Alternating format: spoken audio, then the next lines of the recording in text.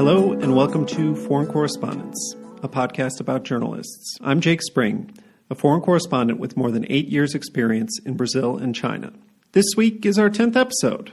Hard to believe, right? For this episode, our very special guest is David Stout, a correspondent in Pakistan for the French wire service Agence France Presse, or AFP. Before we get into that, I realize I often forget to explain the timing of when I recorded my interviews, since I usually post them weeks after recording. For example, my last episode with Brian Rosenthal, it was probably important to know that Jeffrey Epstein had just been arrested, but it was weeks before he killed himself in jail. We probably would have spoken differently about it if we had known. In this interview with Dave, we start by talking about the situation in Kashmir, the disputed territory that is partially administered by Pakistan and partially by India. When we recorded this a few weeks ago, India had just revoked Kashmir's special status, causing a huge uproar and giving Dave a lot to work on at the time. Admittedly, it's receded a bit in the news since then. I really enjoyed this interview and Dave's sometimes oblique approach to stories that led him to the conclusion that the Taliban has unpaid interns. Let's get into it before I say more. Here again is David Stout, an AFP correspondent in Pakistan.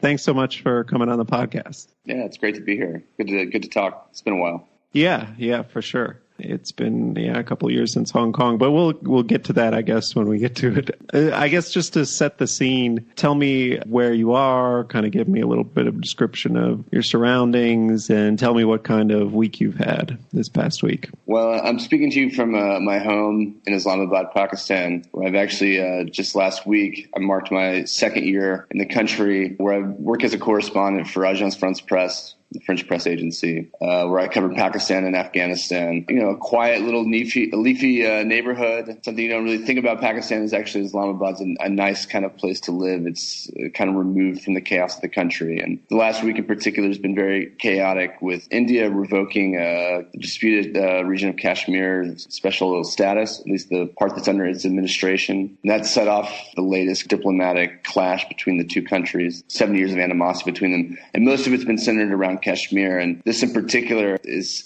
seen as something very provocative by Pakistan. At the moment that Pakistan is in a place economically, diplomatically, and politically so unstable and in a weak position that they're not really able to challenge India like maybe they could have in the past. So that's a lot of what I've been reporting about this last week. I think I did say I've been hearing about it every morning on BBC, which I listen to on my walk to work, but they've been very much reporting the India side, I feel like. What's been going on the Pakistan side? I don't know the first thing about what's been happening there. To be honest, India announced the decision early last week. Pakistan has responded, very vocally, pushing its allies and particularly China, also reaching out to some of the Gulf states, Malaysia as well, traditional friendships the country's had.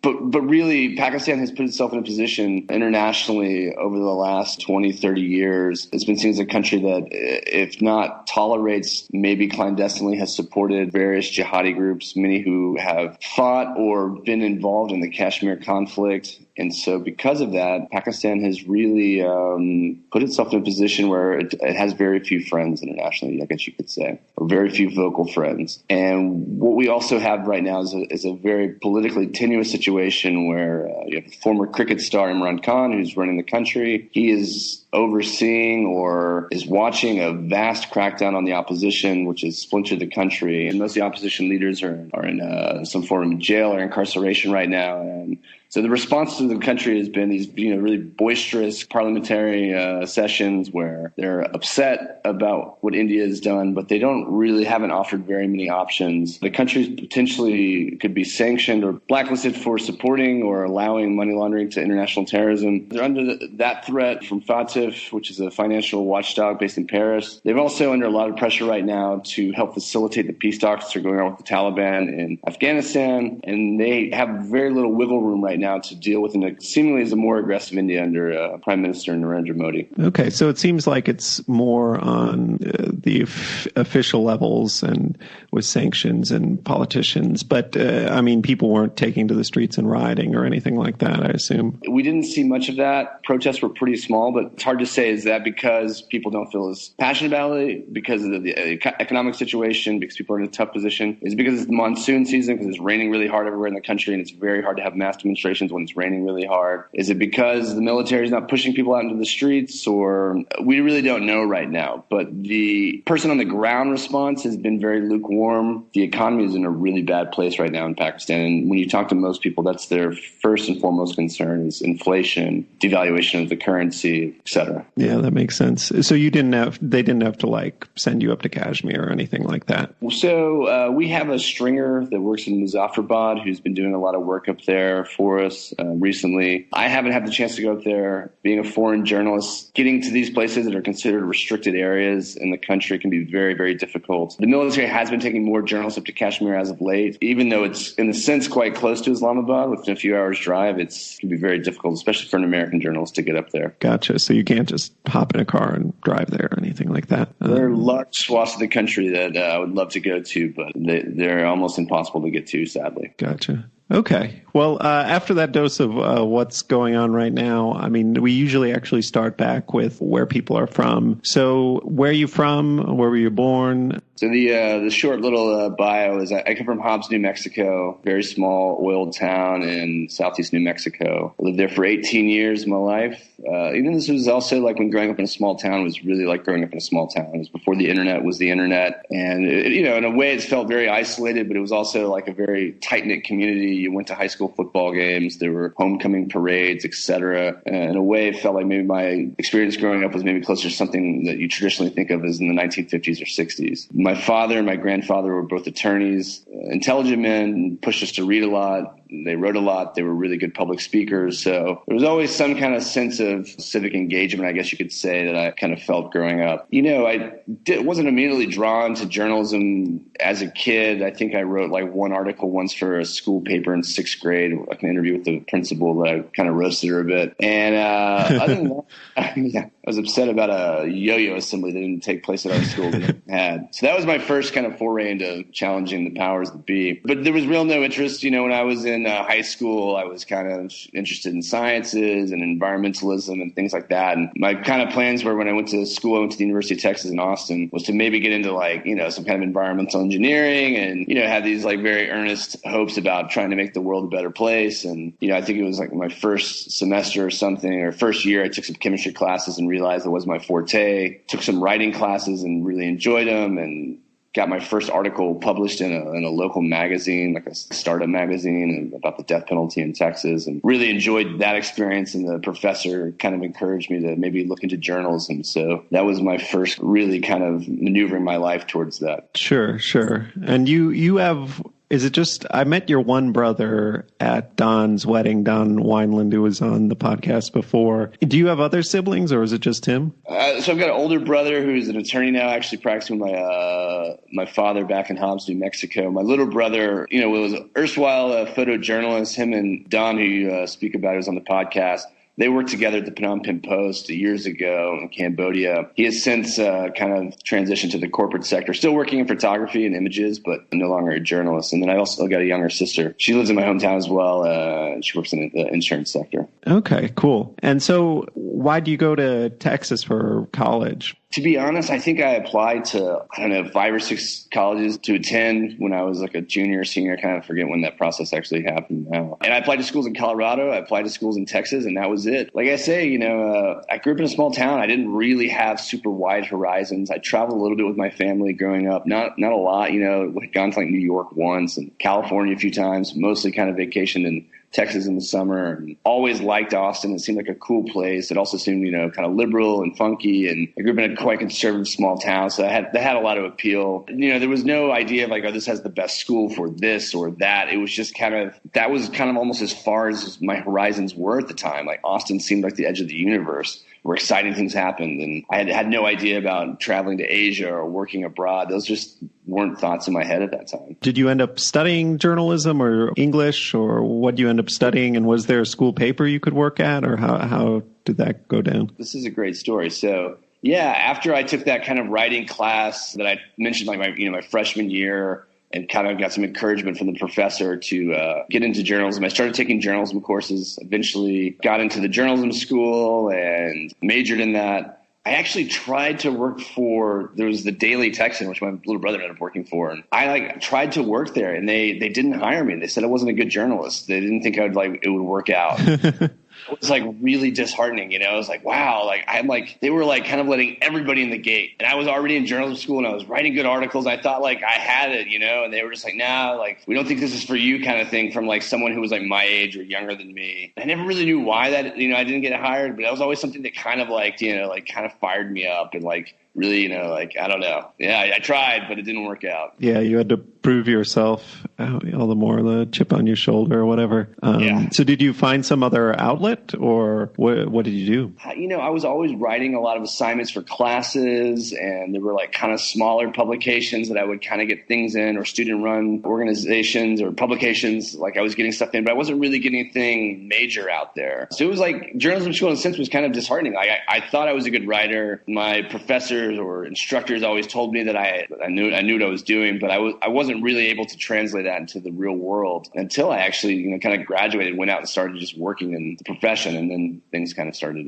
falling into place. Yeah, so you graduate. What happens then? The missing puzzle piece in this story is that the summer in between my junior and senior year, there was this student-led documentary film group that I joined, and every summer they picked a country, and we're going to go to the country, we're going to make a few documentary shorts, and we'll raise all the money and we'll do it ourselves. It was very DIY, and I was by happen chance I heard about this group and applied for it and got accepted. It was called Students of the World at the time. Mm-hmm. And we did that. We went to Thailand for the summer. We made a series of very short documentaries about human trafficking along the Thai-Myanmar border. And it was that trip was really opened my eyes. I was wow, this is my first real big trip internationally, seeing the dynamics of the country you didn't know anything about, or region you didn't know anything about. And after that moment, I came back for my final year at University of Texas, dead set on going abroad immediately and trying to get a journalism job anywhere I could.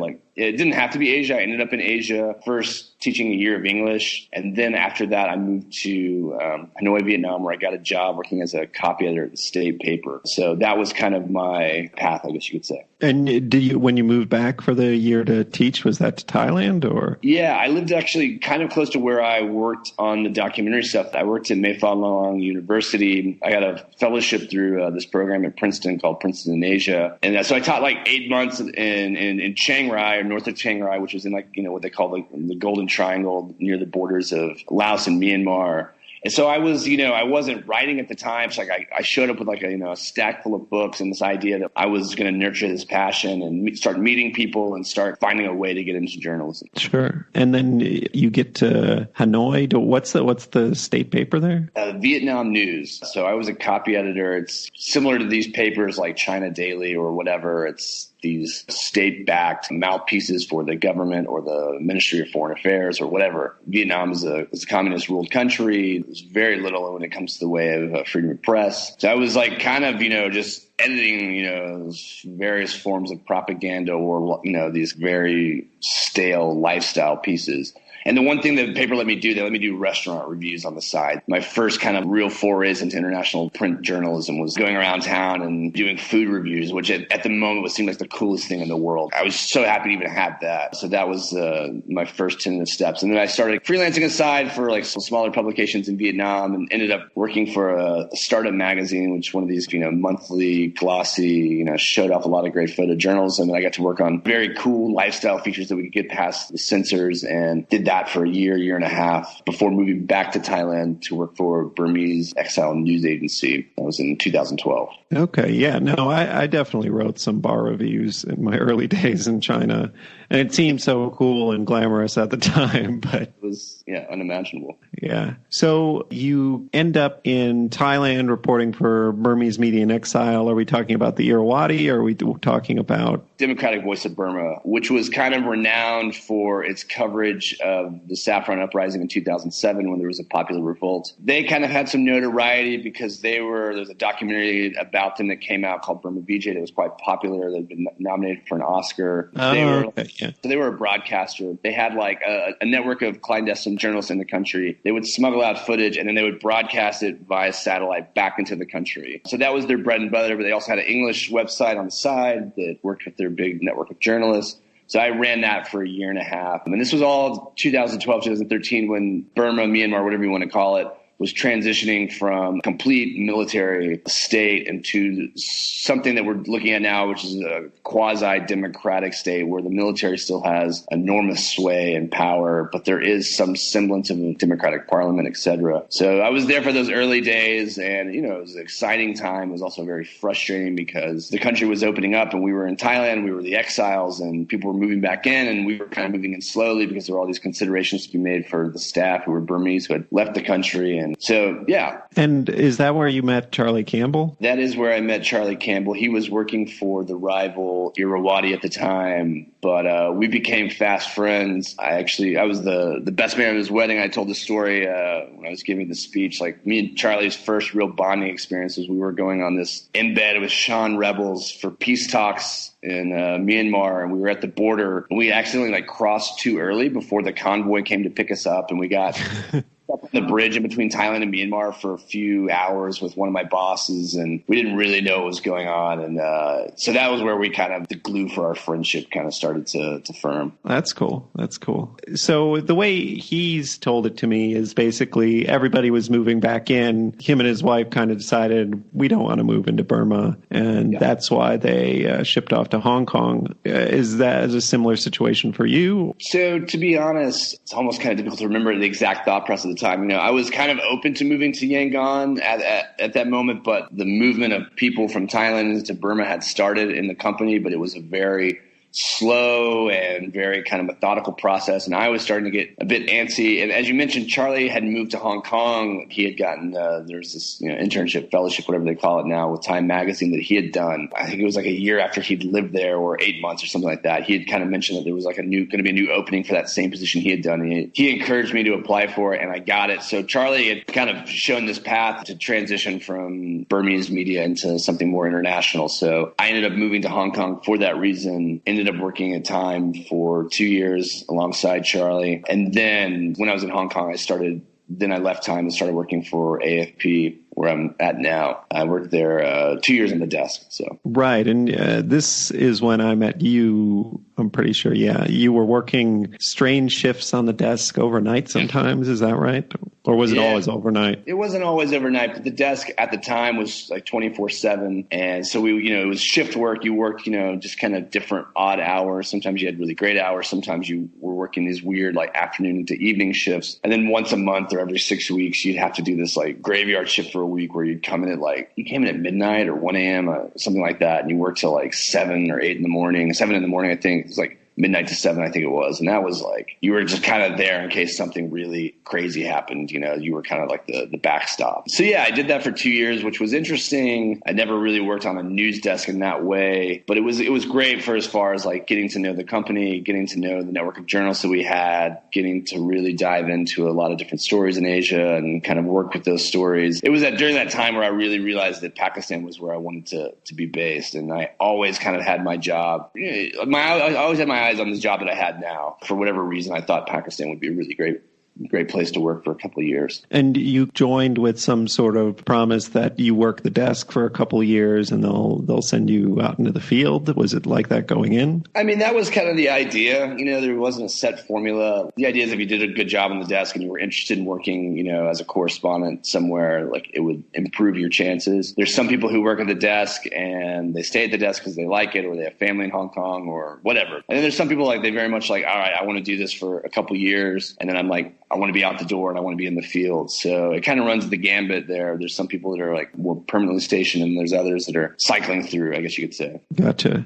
And yeah, it's interesting because it's the opposite of Reuters. The deskers are all the older people who have been reporters for, a decade or something and then go and do it. But I mean, I definitely see some virtue to the AFP system. It's an interesting mix because there is that kind of senior editorial leadership on the desk. Then there's more junior, people like me that are kind of coming in. So in a way, it kind of works. There's this ebb and flow of the people that are kind of running the show and ultimately have the final call. But then having young people, especially people who worked in the region, kind of there, and maybe having some new or fresher contacts on the ground, or knowing, just having a bit more idea about new technology or whatever. It kind of, in a way, really kind of worked well, having the young and the old kind of shoulder to shoulder. Cool. Yeah. Did anything notable happen during your 2 years there? When you're working those crazy hours, it turns into a blur quite quickly. So yeah, there were a lot of big stories that happened while I was on the desk, but I wasn't the person on the ground doing it per se. I was the guy on the phone that was being really annoying, asking about commas or can we reword this or stuff like that. So I'm sure you've had your fair amount of experience working with on the other side of the phone with deskers. So yeah, there was a lot of interesting stuff happening at the time in Asia, but I was kind of a step removed, if you could say. Gotcha. And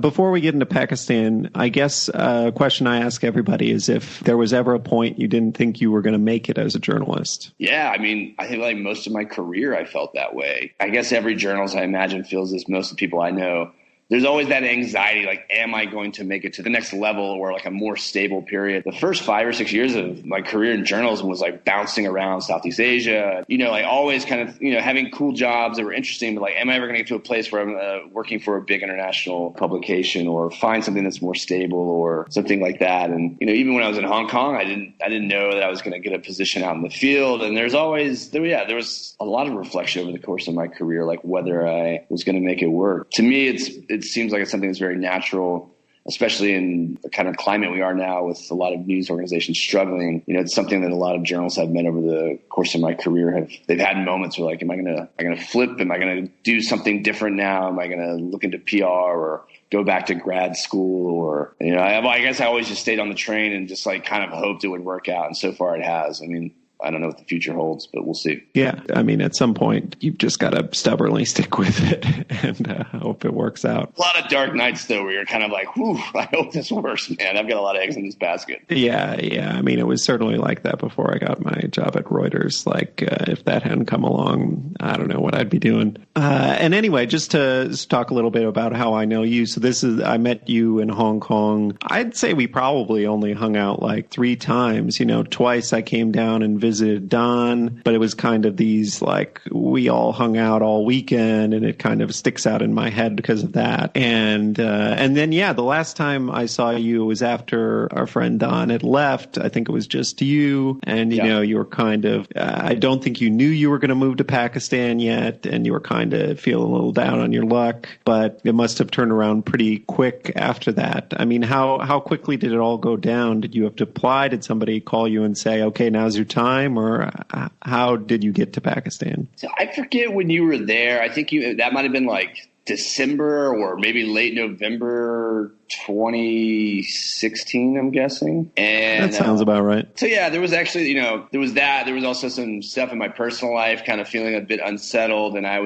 think I was in that mood when I saw you. And within a few months, the guy who had the job that I had now came to Hong Kong. He had lived in Hong Kong before, and he was like talking with some senior editors or bosses and stuff. And he had kind of indicated that he'd been in Pakistan for about 3 years and was kind of ready to move on. And I kind of told him, we were out having a drink or something like that, meeting up, and I was like, man, like I've got my eye on that job kind of thing. He's like, oh, I didn't know that kind of like thing. He's like, well, if I end up leaving, it'll be open, so you can apply for it if you want to. And sure enough, within like a couple months, he had gotten a new job in the U.S. and was moving there, and his position was then available, and I applied for it, against some very tough competition. And to be honest, I kind of didn't think I was going to get it, and kind of resigned myself to the fact that this dream of working in Pakistan maybe was going to happen. I actually flew back to the U.S. for my older brother's wedding, and it was then and there that I got an email from the boss saying I got the job. Now, it was a weird thing, and because it was my brother's wedding and all the focus was on him. And I kind of thought my parents would be upset if they found out I was moving to Pakistan to work as a journalist. So this whole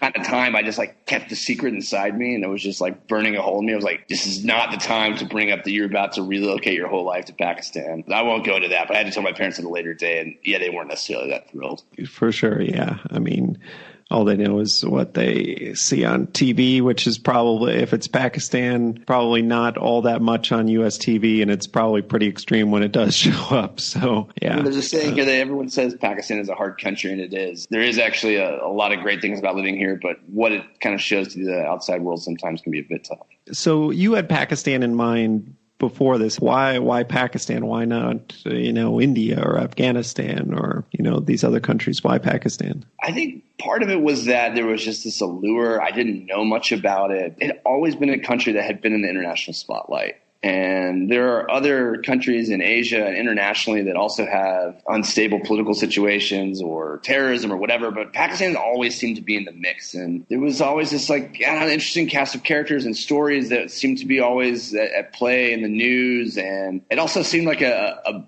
better buffer ground than maybe just going to Afghanistan, which is quite dangerous for journalists to be there. And it seemed like, Pakistan has a lot of those same elements and stories there, but it's just like a tad bit safer, but it's still kind of, a bit edgy and exciting. And I'd always wanted to live in South Asia as well. There's something slightly intimidating about India. It just seems so big and massive, like its own universe. It just, for whatever reason, Pakistan seemed like the sweet spot. And to be honest, since I've been here, it is a lot of those things I thought it would be. And that's why I've enjoyed being here so much. Cool. Yeah, I'm glad it worked out. So I guess maybe just describe a little bit the setup there. Is it just you, working out of an apartment in a compound? Is it a team?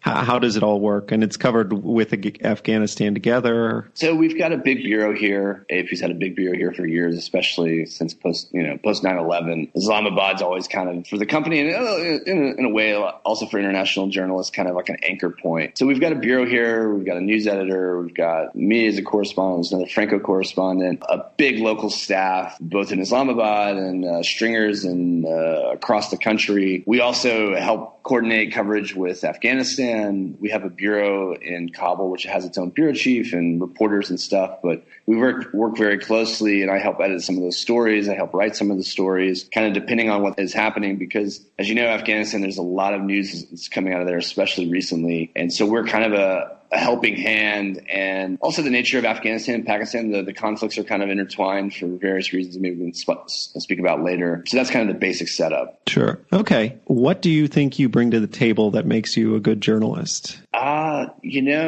don't know particularly if there's anything I do better than anybody, but I'm just I'm a curious guy, and I like kind of stories that are a bit maybe not so straight on, if that makes any sense. I like writing about food. I like writing about music. I think my early career working kind of in this feature-y lifestyle kind of thing left a pretty big imprint on the way that I write and the way that I conceive stories. Yeah, of course, you want to write about politics and you want to write about terrorism. You want to write about all these exciting things in a place like Pakistan. But I think there's also really interesting ways to come at that through these kind of lenses. So I'm always looking at the story, but a different backdoor into it, How are these big things affecting maybe these really niche segments of society you wouldn't really think about? So for example, music or food in Pakistan is something I think about a lot, and how those stories kind of tie into these greater narratives that people identify with the country. Cool. Yeah. I mean, seeing it from different angles that might not be so obvious is definitely a good skill to have as a journalist. And you've obviously been abroad for many, many years. Do you feel the pull to go back to the U.S., for example, or how do you kind of negotiate that? You'll always have that itch or that feeling of, should I be back home? Should I be thinking about going back home? And whether that's informed or comes from a professional sense or family and personal stuff, you got brothers and sisters and aging parents and new nephews and stuff like that. So something I always think about. But there's also, I think in the last few years, I feel a bit more secure in that this is kind of my life. This is kind of the complicated life decision I made years ago. And this is kind of who I am. And for better, for worse, I live abroad and I work in journalism and I move around a lot. And that allows me to see incredible things and do incredible things and meet fantastic people. But it also means that, certain things that you would have if you had not left the U.S., more stability, more of a sense of deep roots in one particular community, you don't have as much. And maybe that's something you've experienced, but that's kind of how I feel. I've definitely come to terms with it. And at this point, it's not like I have a Hobbes, New Mexico. My folks have picked up sticks and moved to Minnesota, like my two brothers and my parents. So I guess with my older brother having kids, I feel a bit more of the pull than I used to. But still, I just don't see it, the life being as exciting living in the U.S. I think it's also fair to say, and I've seen this in the decades decade I've lived abroad that the world has changed a lot. Technology, the way the internet has changed, everything from smartphones to communication apps like we're using now, like it's changed what it means to live abroad. The world will always be a big place, but it's been made smaller in a lot of ways as well. And the difficulties that maybe people who lived abroad 20, 15 years ago, it is definitely different, I think. Yeah, I would totally agree. And I think that's part of the reason. I mean, my parents have really come around to it. They see like, oh, you're out there, you're successful. We're not worried about you living in this far-flung place. You've proven you can do it. I'm guessing your family's kind of come around on the Pakistan thing? It comes in waves, when there is unrest here and things like that. It definitely worries them, especially with a lot of what's happened to journalists in the last few years. We've seen journalists targeted, and that worries them, and, it should. But I also reassure them that Islamabad is safe, and I don't take any unnecessary risks in this job, and maybe that's cold comfort. I think they are kind of, they know who I am now. This is the career I've kind of taken, but occasionally Pakistan can unsettle them, that's for sure. Right. And yeah, I guess just to talk about safety real quick, because I'm sure people are curious. I mean, when you're in Islamabad, you don't have to take any particular major precaution. You can walk around, live your life, no issue. Yeah, Islamabad's fine. It's quite quiet. And I think a lot of people are surprised when they come here. I have a couple guards at my house. I don't know that I necessarily need them, to be honest. But yeah, there's other parts of the country where definitely you have to take some precautions. And my colleagues across the border in Afghanistan is a very different situation. Security is paramount there. We actually had 2 colleagues killed last year in suicide bombings. So that is something that affected us here, and definitely an astronomical loss to them there. And so safety is something that we think about a lot, especially in these kind of asymmetric kind of combat situations where you have suicide bombers or insurgents using these methods that can put the general public at extraordinary risk. So it's something I think about a lot. But fortunately in Islamabad, it's a bit of a bubble that I get to live in. I can kind of let my hair down and not worry so much. Cool. And then I guess let's move into talking about some stories. A question I've started asking is about a story that got away. Does anything come to mind? There was one story in Hong Kong that got away from me that I always really wanted to do. And I pitched it whenever I was at Time. I ended up accepting the position at AFP, and I kind of fell through the cracks in my last weeks or months there. And then I ended up pitching it again at AFP, but the same thing happened where I ended up then getting this position in Pakistan, and then your attention changes and you start focusing on those things. And Hong Kong was the home to Kung Fu, and I kind of wanted to write about Kung Fu's slow decline / death in Hong Kong, and that it was this traditional martial art that was very much part of the identity of the city. Bruce Lee, of course, is maybe its most famous practitioner. And it really, over the last few years, there wasn't much interest in Kung Fu, and that was for a variety of reasons. These kind of big gyms where MMA is becoming popular, and et cetera, et cetera. I always found like this stirring example when I was kind of doing a little bit of reporting was the triads, the Hong Kong organized crime networks that exist there, that at some point in the 80s, they kind of realized that Kung Fu wasn't a martial art that was good for combat or street combat or hand-to-hand fighting. And they started flying in all these Muay Thai champions from Laos and from Thailand, and they started opening all these kind of rough and tumble gyms in Mongkok and other places in Kowloon where these kind of street gangsters were learning to fight because they wanted to really know how to fight. So that kind of started this big process of other martial arts, first Muay Thai, now MMA, becoming more popular. And this romantic Kung Fu dojos, or whatever they're called, in Hong Kong were really struggling to find new clientele. And I always thought it was just an interesting story about kind of how Hong Kong was changing and how its culture was changing, and the influence of big sports like the UFC or MMA, and also just kind of ground level realities in places like Kowloon. Always the story I wanted to write and never got to write it. And it was I still think about it because all the elements were there, but for whatever reason, it got past me. Yeah, that would have been a good story. I mean, I find that sort of stuff fascinating. There was a period when I was really into reading about triads in college and digging up these weird old texts written by weird old British dudes, but also there used to be congressional hearings and stuff like that in the 80s and 90s on that. I guess you don't hear as much about triads anymore. They've gotten better at branding themselves as not triads, but But it's interesting that these Hong Kong protests, they've kind of reemerged as these street level enforcers that are like attacking the protesters. And so in a way, they're always there, and you never know when they're going to pop back up. And so like it was within the last few weeks, they've kind of returned to the streets in force. Allegedly, this is all allegations of whether these guys members of that organization or not. I don't know. But yeah, that would have been cool. Let's move on to if there's a story you've done in the past few years that you're proud of, and just walk me through from how you got the idea, how you executed it, to even the reaction, just kind of from start to finish. Okay, so I was thinking about this question a lot. There's a few that kind of percolated, and maybe I'll just talk about this one because it's a good lens to kind of view the region and also the dynamics of what it's like to work here. So within the office, both in Kabul and in Islamabad, we have to be in touch with insurgents from time to time. When big attacks happen, we've got to check if they're claiming it. Now you've got the Taliban and Afghanistan actively involved with talks with the U.S. that would see a potential U.S. withdrawal and maybe a peace deal with the Afghan government. So you're always kind of getting in touch with these guys, where guys in the office have like good contacts, or they say they have good contacts, and they're trading WhatsApp messages or getting, press releases from the group like the Afghan Taliban. So I wanted to do a story kind of explaining how their propaganda network worked. And so I partnered up with a guy in our office here who's, is an ethnic Pashtun from the tribal areas originally, and he has great sources and contacts in that world. I also worked with Kabul Bureau as well. And for a lot of times to make a good story in this region, you got to work with a lot of people, which I think wire services tend to be really good at. Oftentimes you see a byline on a story, but you don't see the team that's behind it. And so for this story in particular, I was having help with some interviews on the ground with people in Kabul. I was also working with our guy here, speaking to various people. We put together what the Taliban's information looked like. And unsurprisingly, it looks like a lot of media organizations. They rely heavily on interns who are just excited to be there, that aren't getting paid. That's like a real life force for them. They're also struggling with the digital space and trying to find out how to reach out to the most people and to build up their own kind of image and not just be seen as these cold-blooded terrorists, but these political actors that are whatever their goals seem to be or what they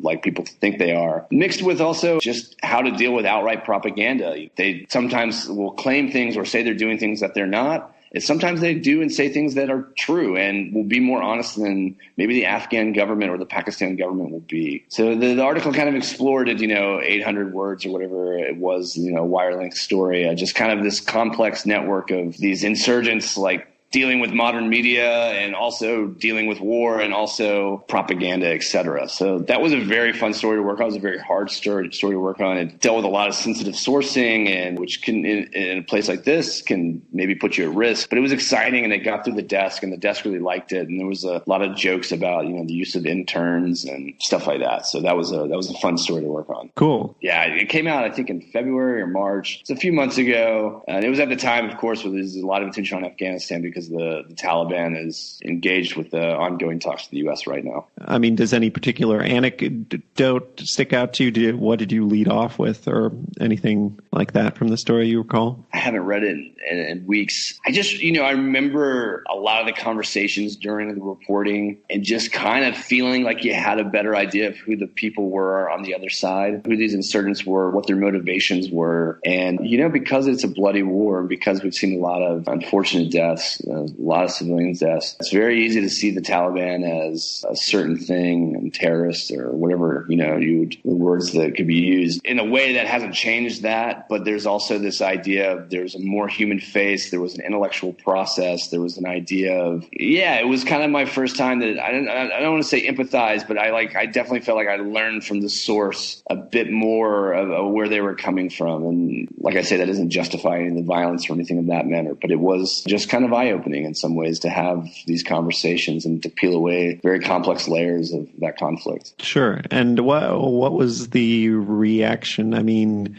I imagine anytime you write about the Taliban, it could be a bit touchy if you piss them off. What was the reaction like from them, and I guess from like the government and things like that to this story? There was at least I didn't hear any reaction from any Taliban sources. There were some people on social media that were sharing it. I didn't get any pressure from the government here. I don't know why I didn't. The things that I've gotten pressure for here is interviewing people that are in the opposition, people that are challenging the government politically or asking for greater human rights. That's the times I felt like a lot of pressure. For whatever reason, either they didn't realize it or they didn't think it was a big deal. I'll never know. And that's part of the weirdness that comes with living and reporting in Pakistan, is that there's some things you do that really upset authorities and bring pressure on you. And then there's other things you do and you don't know why there isn't a similar response. Is it because they aren't watching you or they don't care? You'll never really know. And it can be a frustrating process, as you can imagine. Yeah.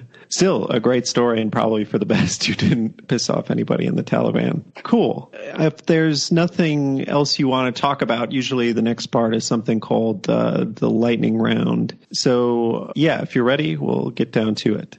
Let's do it. So the first question is, what is usually the first thing you check when you wake up in the morning and you grab your phone or your computer? My office email to see if there's anything from the desk or anything immediately that I need to be aware of. And it's a mixture of like checking my email and then kind of getting on Twitter and kind of having a look around news sources, etc. If anything's happened. There's also, we're various WhatsApp groups that I'm on, if there's been any messages about stories. And then once I've kind of cleared those decks, Dawn newspaper, it's the English daily here, I have it delivered to my house. I go grab that. I start kind of flicking through, and that's kind of how I start my day. It's nice to be in a country where you can have a paper delivered to my house that, it's great reporting from a talented staff. As you know, when you're working abroad as a foreign correspondent, there's so much reading of great local journalists who can sometimes, get you interested in a story or topic that maybe you wouldn't be aware of had you not read those reports, which sometimes get overshadowed by bigger international media. For sure. I mean, I read a lot of, there's very robust Brazilian media, and they'll, just the volume of stuff they put out there. It's just a very handy way for keeping track of what's going on in the country. I forgot to ask you, so the main language in Pakistan is Urdu, is that right? Urdu is the national language. There's also several other languages as well. Pashto, which is spoken by ethnic Pashtuns. Sindhi, Punjabi, Baloch. I mean, there's a lot of languages here. English is also pretty widely spoken, especially amongst kind of the Pakistani elite. So in Islamabad, English is very, very widely spoken. A lot of street signages, et cetera, are in English. So that makes it kind of easier in a lot of ways to get to know people, to figure out what's going on, make friends, make sources, et cetera. Have you tried to learn any of these languages? Does it just not make quite as much sense when it's so diverse? Like, it's not like you learn one language and you can talk to everybody, but it's kind of... Yeah, I regret not spending more time trying to learn Urdu, but the fact that English is very widely spoken and the nature of my job and being in Islamabad, it can make you lazy with that. It's not the same as like maybe living in China where you really need to have some kind of fundamental groundwork, knowing the language. It's much different here in a way, much easier, and it's made me spoiled and maybe not made me, work as hard trying to learn Urdu. Sure. I understand. Totally. And then let's see. The next question is, what is a must-read publication that you look at almost every day? But I'll consider that answered with that newspaper. And then what is a publication you read, listen to, or watch purely for fun, not related to your job? Every week, every Friday, I wait in anticipation of Financial Times Lunch with the FT. It's just a column a feature that I've always loved for the past few years. I hadn't heard about it until actually later in my career. When I was in Hong Kong, we had the paper on the desk, and I always remember the weekend shift, kind of everyone fighting over the FT week edition. And there's they're usually with interesting people from very diverse backgrounds, and the writing is always pretty incredible. That's always something I look forward to every week. Cool. Yeah. No, I've heard about that here and there, but I really need to actually read it and see what it's all about. What is the best journalistic article, piece, or whatever you have consumed recently? It's difficult. One of the best books I've read recently is by a guy who was in Afghanistan, Josh Partlow. This book is called A Kingdom of Their Own. And it's like a dissection of the Karzai family. President Hamid Karzai used to be the leader of the country for several years, especially right after 9/11. He was considered a very pivotal and still is a very pivotal character in the country. And he comes from this big Pashtun family in the south in Kandahar and his brothers and everyone kind of attached to these massive characters. And the book was just extraordinarily well written. And it kind of provides a lens to understand the country and the conflict from a different angle, from families, from tribal loyalties to corruption to it peels back more layers than just there's terrorists and there's the government and they're fighting. It gives a really nuanced portrait of the country that I found extraordinarily helpful. Cool. I'll have to check that out. A Kingdom of Their Own, is that right? Yeah. The Karzai Family, the Afghan Disaster by Josh Partlow. Okay. And then is there any particular subject matter you read into specifically that isn't related to your job? Not necessarily. I'm always reading. I love fiction. I love books. That's, one of my great passions. I'm always out looking for a new novel or something, a new author or someone to really kind of dive into. So that's outside of journalism. I guess it's in a way it's tied to it, but it's also, I find fiction just to be one of the most enjoyable things in the world is to have a good book and to really just dive in and hours to fly by and not even realize it. Yeah, I would agree. I tend to read mostly fiction outside of work just because it's the easiest way to unwind. Nonfiction at any point can seem a bit like work, depending what it is. Yeah. And then you mentioned you look at Twitter every day, but would you say, is Twitter important to you? How do you feel about it? Love it, hate it? Do you send a lot of tweets? How do you deal with it? It's very love-hate. I feel like I spend more hours on Twitter every day than I would want to. That feeling of looking at too much of a computer screen, I think probably does a lot of people, kind of wears you down. But it's also a pretty valuable tool, especially in a place like Pakistan where it's quite popular. Politicians are on it, activists, you name it. A lot of movers and shakers are on Twitter. A lot of news is being shared there. I share articles that I write. I also share just kind of what I'm reading. I don't think I'm a big Twitter personality, though. I'm not kind of putting out my views per se or injecting myself in ongoing arguments. It's more for me. I'm kind of watching those and then just kind of sharing things that I find interesting for whatever reason. Some of it's work related. Other times it can just be a piece of long form that I just enjoyed for whatever reason and just put it out there. Sure. And then what other social media do you use and how? I've kind of in the last couple of years, I've kind of weaned myself off Facebook. I rarely use it. If anything, it's like a social tool in Pakistan. If you're getting invited to parties and stuff like that, Facebook is still used. But as far as gleaning information from it, not much. I use Instagram because I like taking photos. I just take pictures with my iPhone, but I really enjoy getting out there and trying to get a good snap. Other than that, I can't think of much social media that I use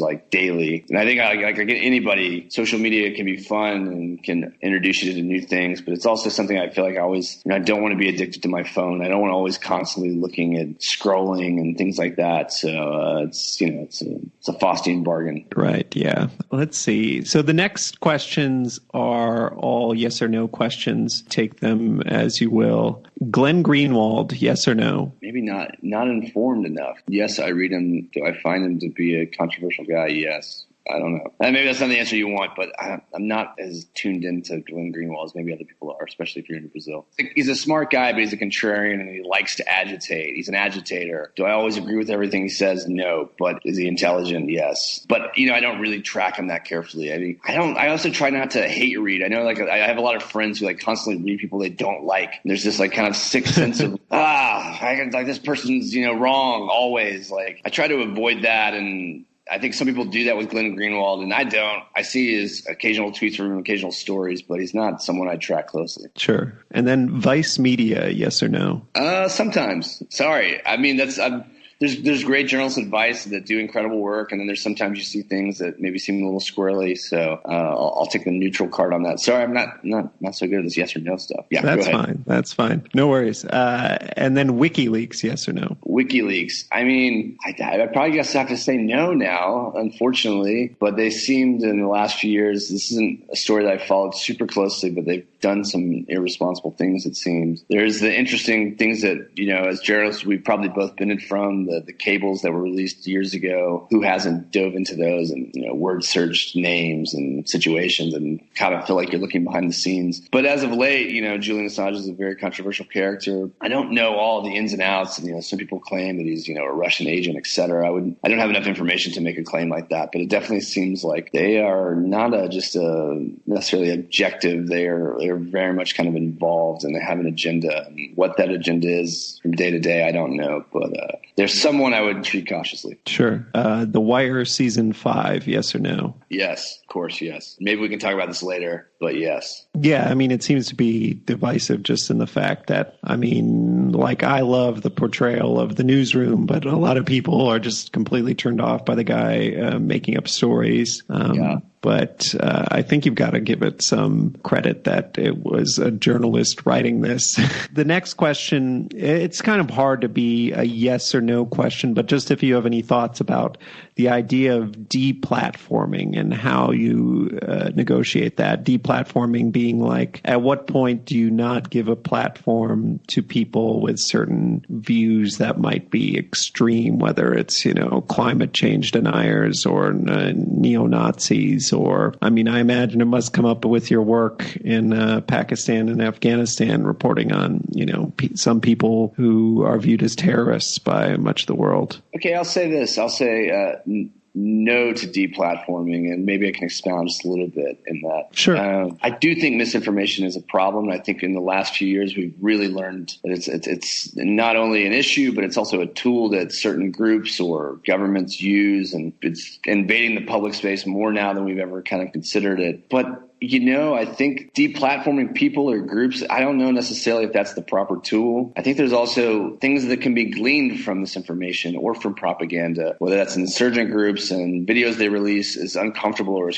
horrendous as they may be. And it's not for everyone to look at. But for some of us, we rely, that information in itself can be useful. And so I think my gut feeling is that, whether it's Alex Jones or whatever, as horrendous as they may be or as nefarious as they might have been, this idea that you can, really combat misinformation with taking people off platforms. I think that it's much more complex than that, and disinformation will continue to seep through or find new channels. And for the moment, I'm going to say no to deplatforming. Okay, yeah, no, that seems like you've thought it through probably better than I have, honestly. And then the next question is, if you had to trade places with one journalist, living or dead, and you would have their career, who would it be? So, if I had to, when I was my last year at journalism school, I had this, real interest in moving abroad and being a foreign correspondent. Someone I really looked up to and kind of in a way kind of pushed me into moving to Vietnam was David Halberstam. And I loved his writing. I loved the idea, the tales of kind of being a foreign journalist in this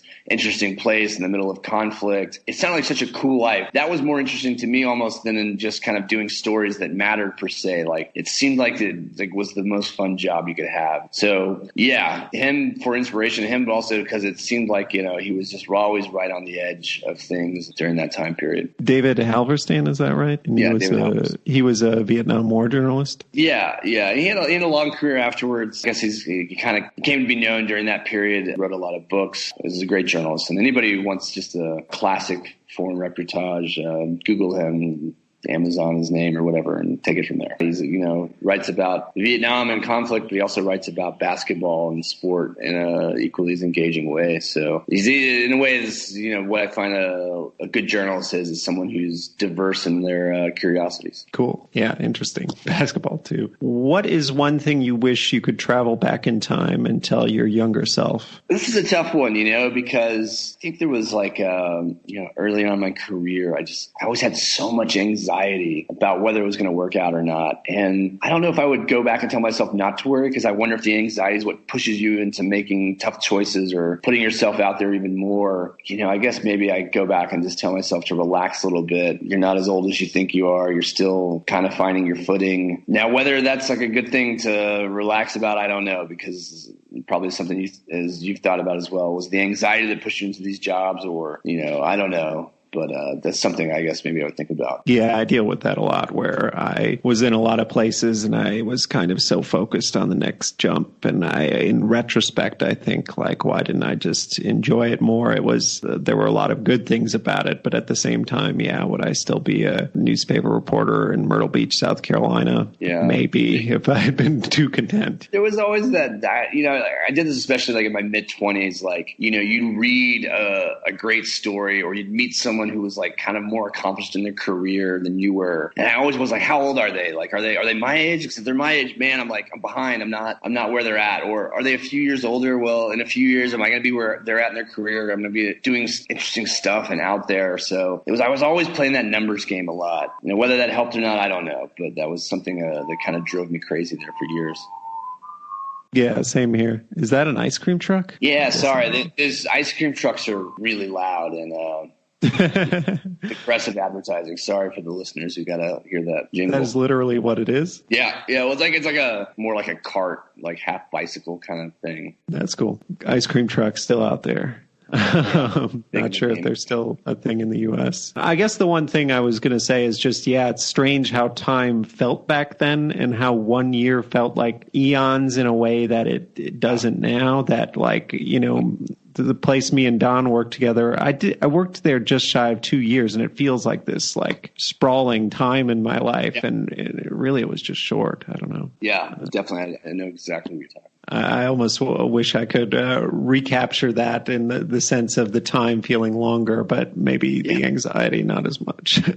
What is one thing that most people don't know about you? I don't know. I feel like I'm kind of an open book, in all honesty. It really runs the gambit because, when you live abroad, you got friends kind of all over. Do my friends back home know kind of to the extent of what my job entails now? And do my friends who know me now know to the extent of what it was like kind of coming from a rural background? And when you're thrust upon the international scene, always having these insecurities about not coming from like a big American city or coming from an Ivy League school, there was always a lot of insecurity that came with that as well. So in a way, I feel like maybe people from different parts of my life don't know kind of what the other one was like as much, if that makes any sense. Yeah, that does, for sure. And what is your favorite film, book, TV, or other media property about journalists, and why? Okay, so this is what I was hoping you were going to ask. This is why I want to talk about The Wire again. Sure. It's actually, I find in particular, most movies, a lot of memoirs, etc., about journalism to be, I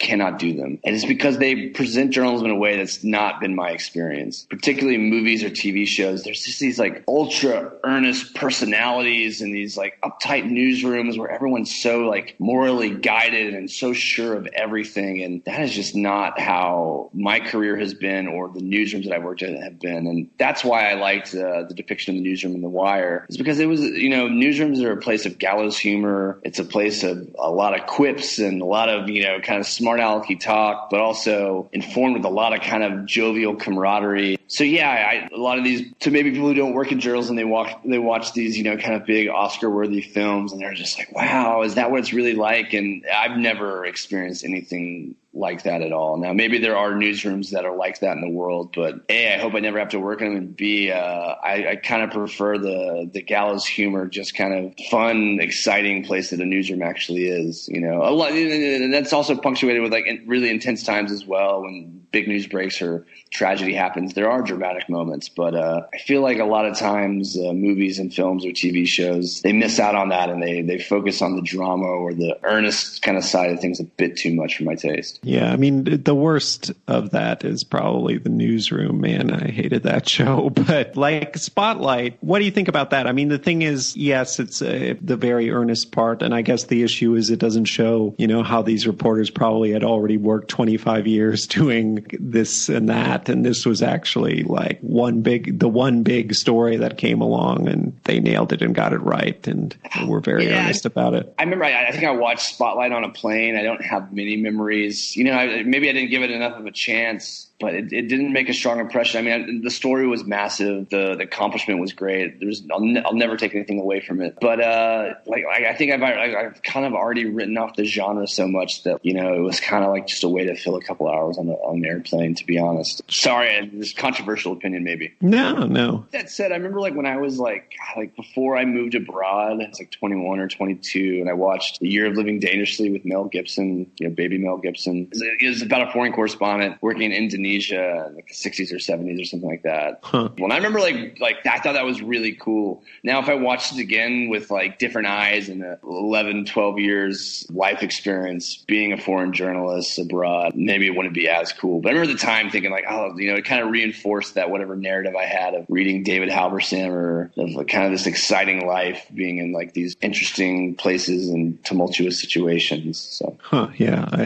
I'll have to check that out. I've obviously heard of it. I didn't realize it was about a journalist. Okay. And then the last question is, qualifications aside, if you couldn't be a journalist, what job would you do? I don't know. It's something I think about a lot, because I think about one day, if I exit from journalism, what would I do? I always enjoyed teaching, always enjoyed the classroom. There's always been an appeal for that to me. One of my mentors at journalism school, he was always giving me a lot of advice. He was in his late 70s at the time, Dr. Gene Bird, and he was always like, whatever you do, don't slow down until you're 40, be ready to go anywhere, do anything, be dynamic and be out there. I really took that to heart. And then he was like, but then after that, 40 to 50, you want to consolidate, you want to take more time for your writing and your thinking, et cetera. And he's like, he always said that the classroom was a good place for that. Now, whether I end up following that exactly, I don't know. But I think there's always been that appeal to especially be around young people and discussing ideas and putting out reading lists. I think that's always been something that appealed to me. Yeah. No, I totally get that appeal. And I could see, if I hit a certain age, being a journalism professor would probably be pretty awesome. Yeah. Okay. Well, that's all the questions I've got. Is there anything else you'd like to talk about? Do you feel good about the conversation? Yeah, I mean, I guess maybe just going back to something we touched on a little bit during the show, and it's kind of giving encouragement to any of the young journalists out there who just feel that, it's such a mammoth task to get in the industry or to work abroad. Keep trucking, I guess, is all I can say. And that it may seem insurmountable, but if you want to do it, I think it's worth pursuing. And no matter how difficult it is or how small the chances seem, you'll never know until you try. And for all the anxiety, there's few things that I can imagine doing as far as just getting to travel and meet people. It leaves a mark on you, for better or for worse. Just say keep the faith out there to those. I think it's something I would have liked to have heard, when I was 24, 25. Yeah, same here. I mean, I don't know. I guess at some points I was just too stupid to quit. And there were so many points where I guess if I'd been nudged in one direction or another, it wouldn't have worked out. But just kind of, persistence will eventually pay off, even if it seems like it's, everything's moving very slowly at the time and you're not getting anywhere. But we're proof that it can happen. Cool. Well, I just want to say thanks so much for coming on the show and talking to me. Yeah, I really enjoyed our conversation. Thanks for having me. That's our show. Thanks for listening to my conversation with David Stout of AFP in Pakistan. I'll post links to some of the things we talked about in the podcast description and also on our show page, foreignpod.podbean.com. If you like the show, please subscribe to it in Apple Podcasts, Stitcher, Spotify, or wherever you get your podcasts, and leave it a 5-star review. Beyond that, it would be a huge help if you also write out a positive review saying what you like about it. It helps us to get the podcast more attention in Apple Podcasts and other apps. You can find us on Twitter at @foreignpod or tweet about us with #foreignpod. On Facebook, our page is facebook.com/foreignpod. Above all, if you know someone who might like the podcast, please recommend it to them. Our show's music is a track called Love Chances by Mackay Beats. There's more information on that in the podcast description and on our show page. Please look for the next episode to be posted on Sunday, October 6th. Until then, I'm Jake Spring, and this is Foreign Correspondence.